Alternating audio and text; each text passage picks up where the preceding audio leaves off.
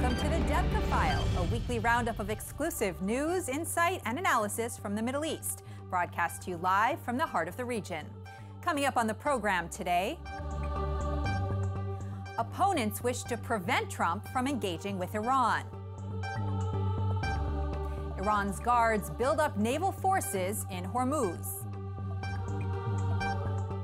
Gaza truce deal brokered by UN and Egypt gives Hamas victory. Russia's military positions in the Golan are problematic for Israel. Two Gulf princes have taken issue with Trump's engagement with Iran. And now to our top headlines. The U.S. is set to reimpose sanctions this Tuesday, August 7th, on Iran, while engaging in backdoor diplomacy between the Trump administration and Tehran in order to reopen the 2015 Iran nuclear deal with Iran for renegotiation. The new sanctions apply to Iran's purchase of U.S. dollars and trade in gold and precious metals, while banning imports of Iranian merchandise. Trump has ordered a ban on Iranian oil sales in November, which could cut its exports by 2/3. Despite this, Trump will move forward with his summit with no preconditions with Defense Secretary James Mattis and Omani Foreign Minister Yousaf bin Ulawi bin Abdullah. We met, as you know, with Chairman Kim, and you haven't had a missile fired off in 9 months. We got our prisoners back. So many things have happened so positive. But meeting with people, I had a great meeting, in my opinion. Of course, the fake news didn't cover it that way, but I had a great meeting with President Putin of Russia. I think it was a great meeting in terms of the future, in terms of safety and economic development and protecting Israel and protecting everybody. I thought it was a great meeting. Great meeting with NATO. I just explained NATO. Hundreds of billions of dollars more money will be paid into NATO, the coffers of NATO, and much already has. So I believe in meeting. I would certainly meet with Iran if they wanted to meet. I don't know that they're ready yet. They're having a hard time right now. But I ended the Iran deal. It was a ridiculous deal. I do believe that they will probably end up wanting to meet, and I'm ready to meet anytime they want to. And I don't do that from strength or from weakness. I think it's an appropriate thing to do. If we could work something out that's meaningful, not the waste of paper that the other deal was, I would certainly be willing to meet. Many are disappointed with Trump's plan. An authority planted a false report with the Australian TV network, claiming that the U.S. is preparing to bomb Iran's nuclear facilities in the near future. This was likely a distraction intended to plant the suspicion in Iran that the U.S. had engaged in diplomacy to conceal preparations for an attack. Mattis disregarded the report as the source remains unknown. There could be resentment in the White House due to Trump choosing the defense secretary to lead the Iranian deal. Trump wants the revised deal to include ballistic missiles as well as cover the regions of the Gulf, Red Sea, and Syria. And he would also like to see U.S. troops withdrawn from Syria. Parliament Speaker Ali Larijani, friend of Iranian Supreme Leader Ayatollah Ali Khamenei, stated that Iran could negotiate with the U.S. if the entire establishment agrees on it. Meanwhile, Major General of the Islamic Revolutionary Guards Corps, Qasem Soleimani, organized a Houthi attack on Saudi oil tankers to show that he would continue to challenge the U.S. on all fronts. Israeli authorities have been concerned that they were not informed on the matter. The Omani foreign minister as a mediator is a concern as he brokered the 2015 Iran nuclear deal with Barack Obama behind Israel's back. One of Netanyahu's only options could be to partner with Saudi Arabia and the UAE to fight Iran. Prior to the new U.S. sanctions that are going into effect, Iran's Revolutionary Guards Navy is building forces at the Hormuz Strait. They're positioning warships outside the opening of the waterway, ready to block the passage for Gulf oil exports. Last Thursday, the U.S. Central Command issued a statement that said, quote, "We're aware of the increase in Iran naval operations within the Arabian Gulf, Strait of Hormuz, and Gulf of Oman. We are monitoring it closely and will continue to work with our partners to ensure freedom of navigation and free flow of commerce in international waterways. We will also continue to advocate for all maritime forces to conform to international maritime customs, standards, and laws."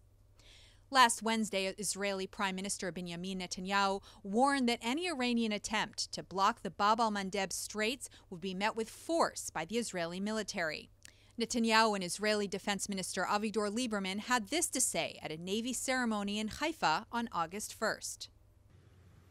אם איראן תנסה לחסום את מיצרי באב אל-מנדב, אני משוכנע שהיא תמצא את עצמה מול קואליציה בינלאומית נחושה למנוע ממנה זאת, וקואליציה זאת תכלול גם את מדינת ישראל על כל זרועותיה.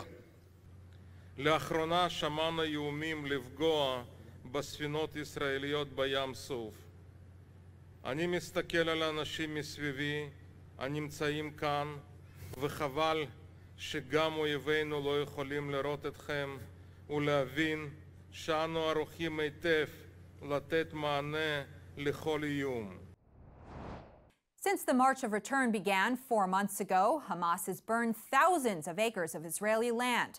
Yet the aid package offered by the UN, Egypt, and Qatar in exchange for a long-term truce with Israel could reward them $650 million. During Hamas's rule, billions of dollars in aid has been sent to Gaza for the suffering population, but only a small fraction has reached the citizens. Most of it has aided Hamas terrorist activity and facilitated the violence against Israel. Debka file reports that there have been several recent gains by Hamas.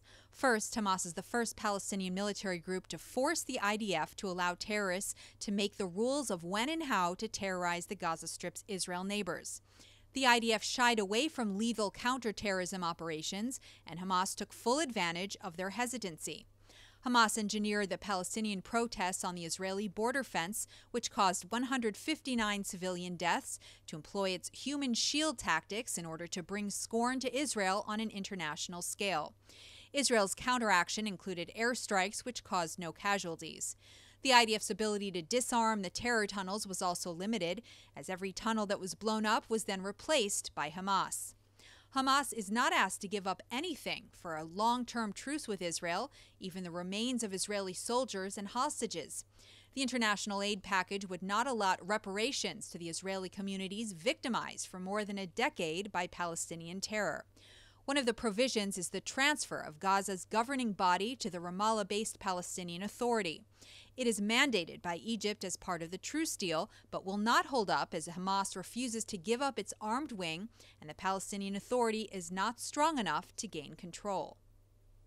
With us in the studio to discuss these issues is Major General Uzi Dayan, former IDF Deputy Chief of Staff and National Security Advisor to the Prime Minister. Thank you so much for joining us today. Thank you. It's a pleasure to be here. Will Israel benefit or lose out from a Trump summit with the Iranian president? Well, mostly benefit. You know, we want very much. Iran poses an intolerable threat to Israel, but we don't want to lead the campaign against Iran. And it's good for us that somebody like the United States of America is leading such a campaign, especially that the spirit and the approach, the policy of President Trump suit very much the policy that Israel asked for the world to pose against Iran for so many years. Will U.S. diplomacy with Tehran bring Israel closer to alliances in the Arab world or have the reverse effect? I'm not sure, but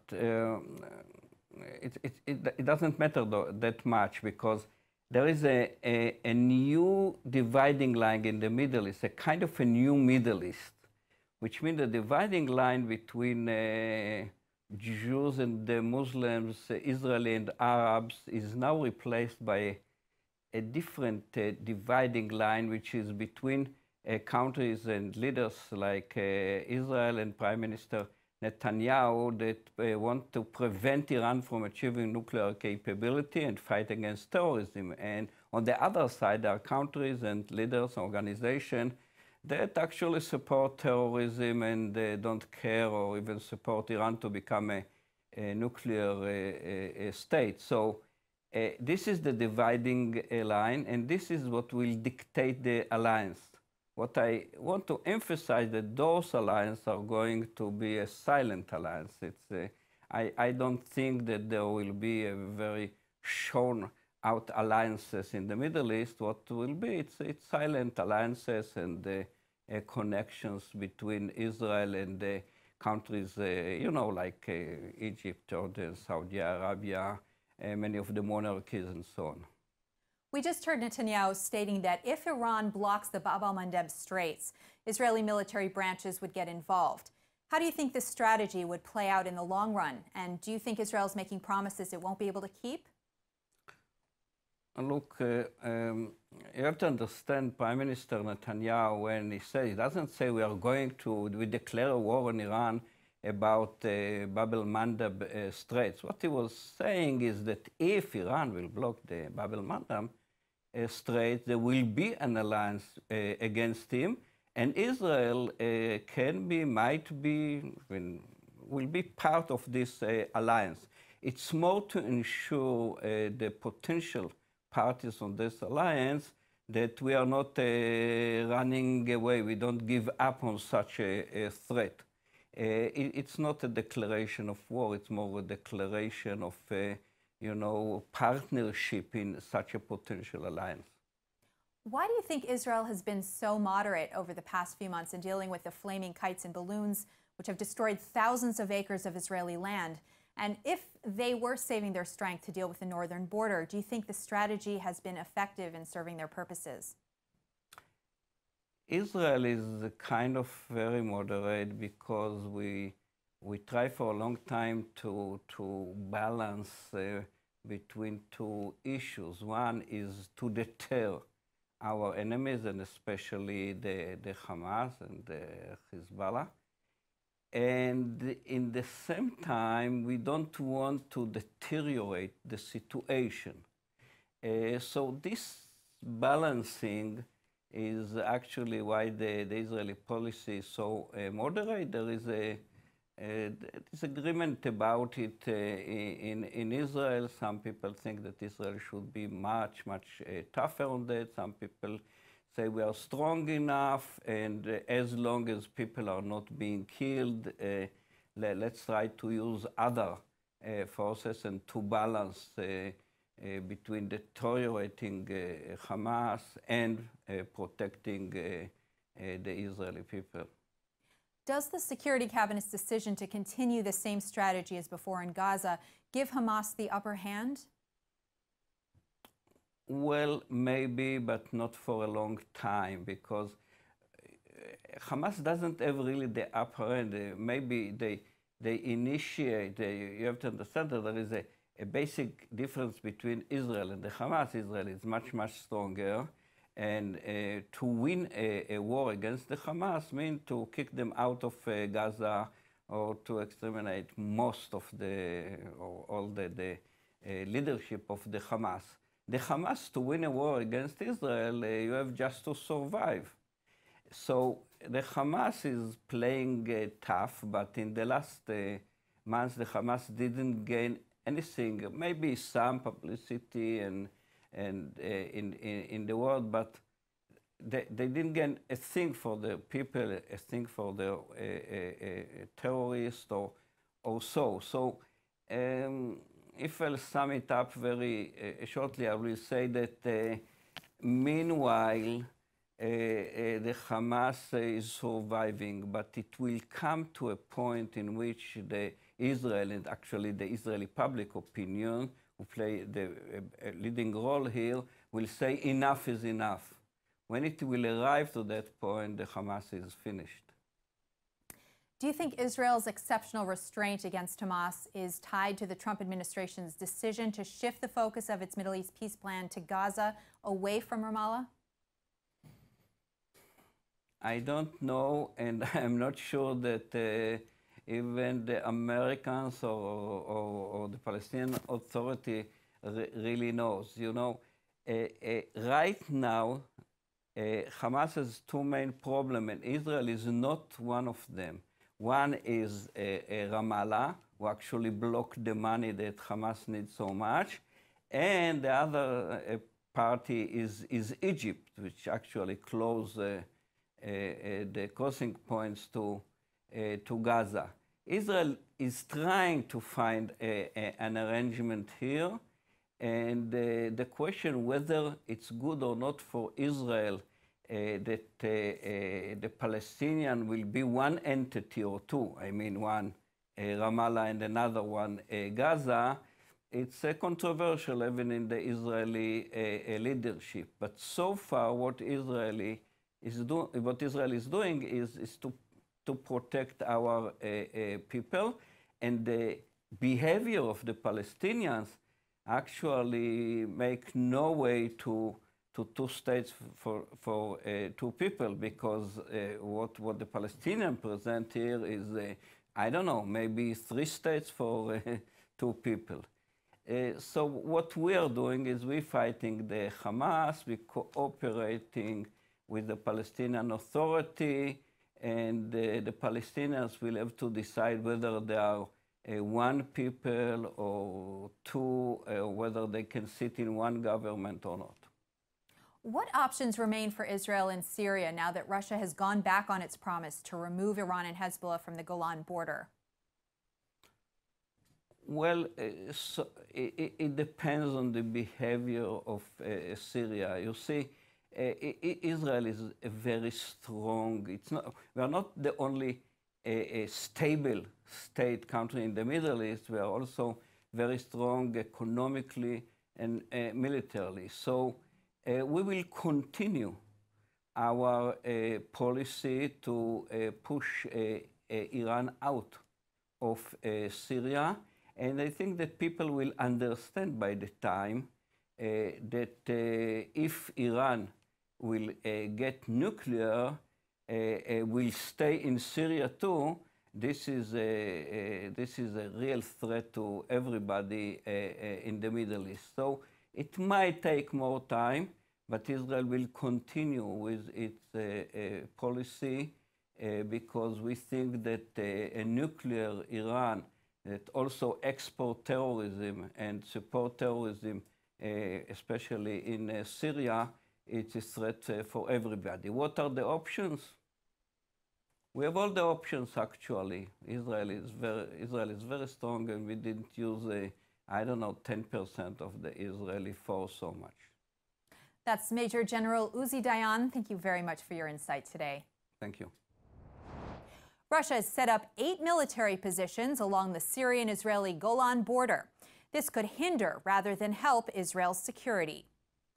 The positions will be held by Chechnyan recruits who will serve along the United Nations Disengagement Observer Force monitors without legal status.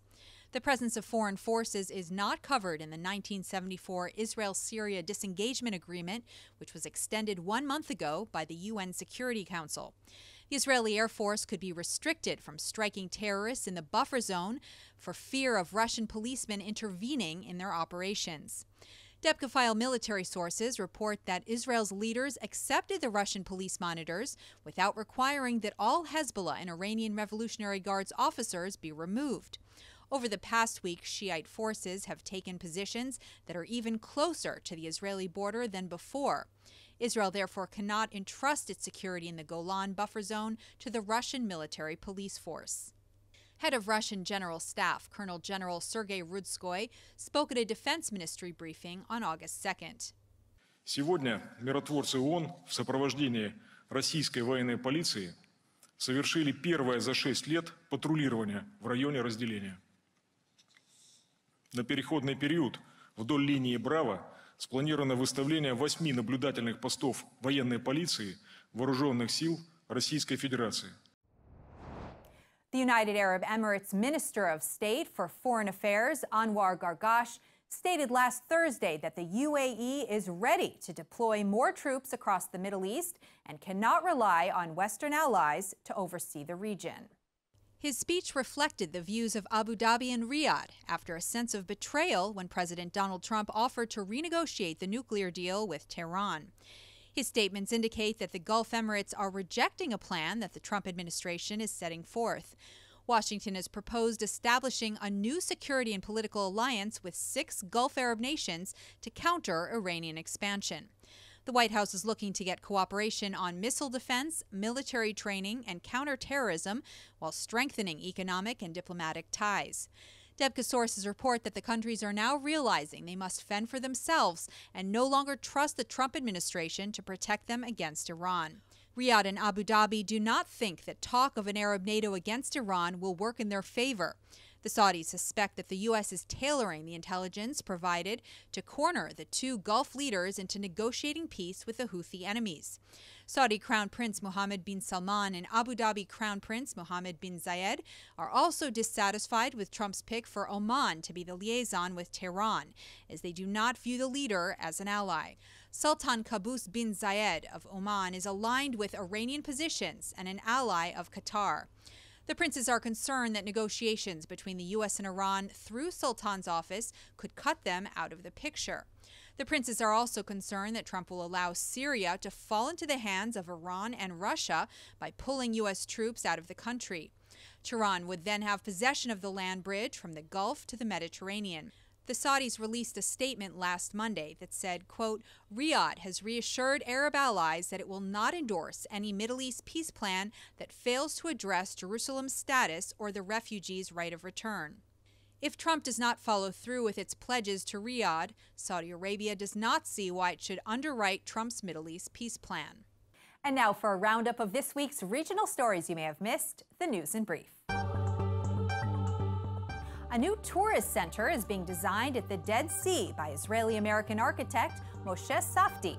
The center will include a convention center, several hotels, entertainment venues, a spa, and a shopping mall, along with new bike paths and nighttime tours. The goal is to turn the town into a modern and attractive tourist destination. The 42nd Annual International Jerusalem Arts and Crafts Fair will be showcasing 150 Israeli artists. The event runs from August 6th through the 18th and displays drawings, paintings, jewelry, toys, and crafts by artists and designers from around the world, including Central and South America, Asia, Africa, and Europe. Following the exhibits each night, the festival will feature a performance by an Israeli musician.